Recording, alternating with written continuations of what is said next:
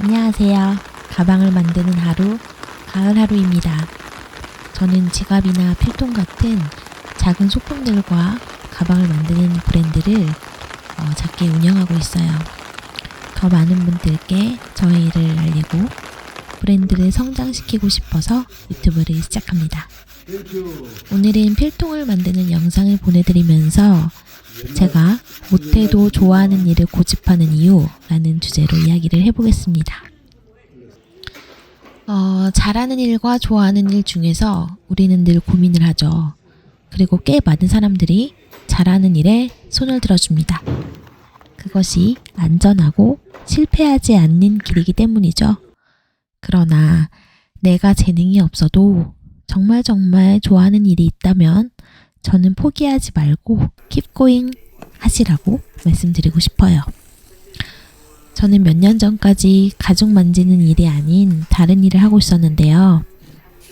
옷을 만드는 것을 배우고 가방을 만드는 일을 배우면서 그 시간이 정말 너무 좋았어요. 그래서 좋아하는 일을 하며 살아보고 싶어서 과감히 직업을 바꾸기로 결심합니다. 그렇게 4년이 되고 지금까지 왔는데요. 제가 직접 겪어보면서 느낀 좋아하는 일을 하니 좋은 점이 몇 가지 있었어요.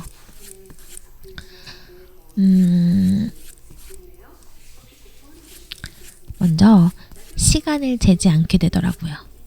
우리가 좋아하는 사람과 있거나 행복한 일을 하면 시간이 금방 지나가는 것처럼 시간이 정말 빨리 가요. 그런데 이 시간들이 결코 행복만 하지는 않고요. 예를 들어서 하루 종일 이 필통 하나를 붙잡고 있기도 하고, 어떤 날은 그렇게 하루 종일 만들었던 필통 하나가 마지막 작업에서 실수하면 다 망하고 다음날 다시 처음부터 시작하기도 합니다. 그럴 때 많이 힘들죠. 그런데 이 일이 제가 좋아서 하는 일이다 보니까 또 다시 도전하고 싶고 한 작품 한 작품 할 때마다 되게 큰 산을 오르는 것처럼 꼭 되게 잘 만들고 싶은 마음도 들어요. 바로 이 점이 좋아하는 일을 선택했을 때 가장 큰 강점이 아닐까 싶어요. 내가 넘어져서 울더라도 다시 일어나서 달리고 싶은 마음. 좋아하는 일이기에 그만큼 간절해지는 것을 경험하고 있어요. 그리고 재능에 대한 이야기를 해볼게요. 우리가 재능을 어떻게 판단하는지 한번 생각해 보시면 이게 좀 웃기더라고요. 기억을 더듬어 보세요. 우리는 보통 어떤 걸 배우고 싶어서 학원을 가죠.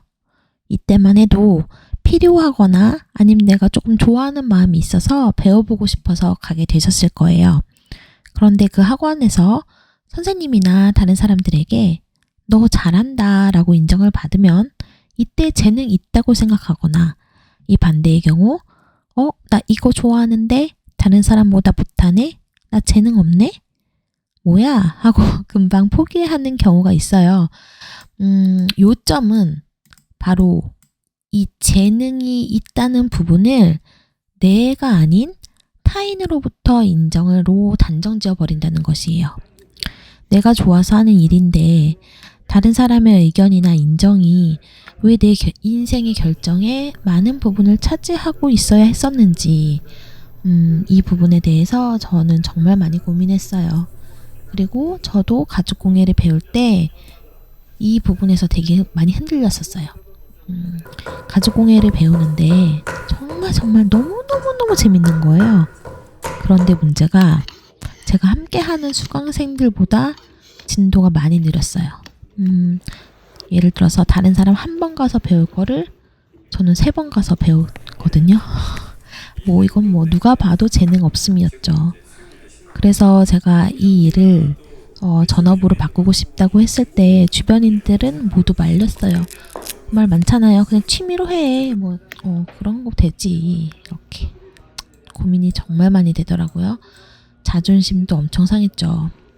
나는 이 일이 정말 좋은데 나보다 잘하는 사람들을 보면 질투도 나고, 남들이 나보고 잘하는 일에 집중하고 좋아하는 일은 취미로 하라고 하는데 제 마음은 너무 이 일에 사랑에 빠진 거예요.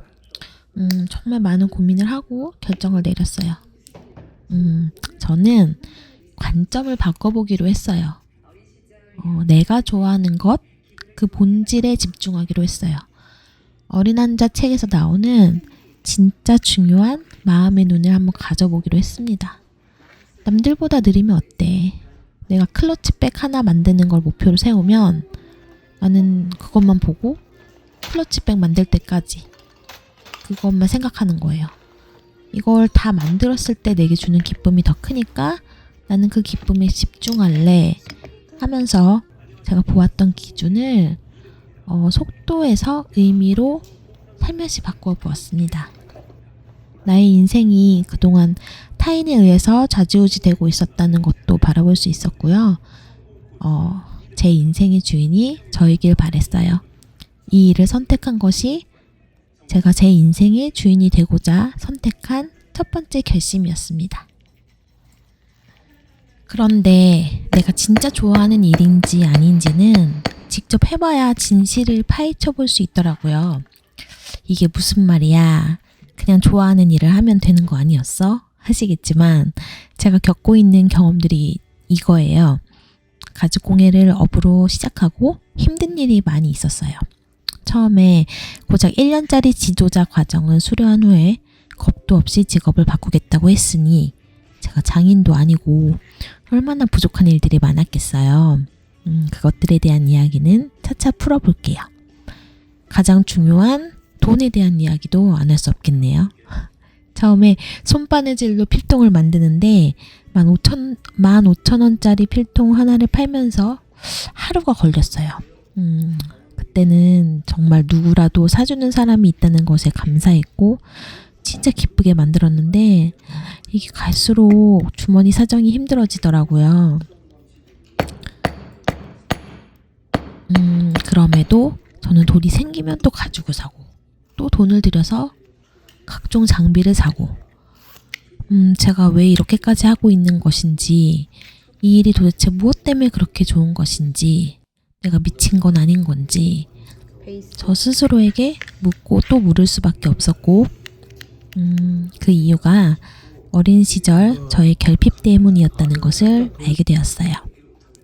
어린 시절 리터럴리 정말로 가난했던 가정 환경에서 살아서 예쁜 옷, 멋진 가방 너무너무 갖고 싶었고 그 결핍이 마음에 늘 남아 있었던 것 같아요.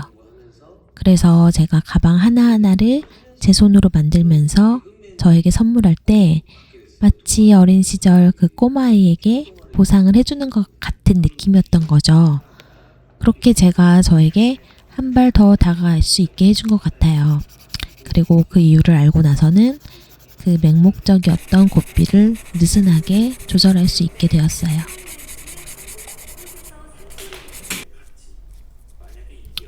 누구나 다 좋아하는 일을 선택할 수는 없어요. 우리에게는 주어진 환경과 상황이 다르니까요. 그런 분께 드리는 이야기는 아니었어요. 제 이야기는 선택할 수 있는 상황인데도 타인에 의해서 내가 정말 좋아하는 것이 뭔지도 모르고 살아왔던 저 같은 또 다른 누군가에게 드리고 싶은 이야기입니다. 내가 좋아하는 마음보다 타인의 평가나 인정이 더 커서 그 마음을 숨기셨던 분들께 드리는 이야기예요. 저 또한 이렇게 좋아하는 일을 할 수 있고 또 그렇게 하고 있는 하루하루가 너무 소중하고 감사하다는 것을 매일 기억하고 또 기억하려고 합니다. 다른 상황이 생겨서 좋아하는 일을 포기해야 하는 그런 날들이 오게 될 때도 있을 거예요. 그때 제가 할 수 있는 시간에 못했던 것에 대해 후회하고 싶지 않아서 오늘 이 선택을 하는 것이고요. 그것이 제가 못해도 재능이 없어도 좋아하는 일을 고집하고 있는 이유입니다. 오늘 제 이야기가 마음에 와닿으셨다면 구독과 좋아요 부탁드릴게요. 감사합니다.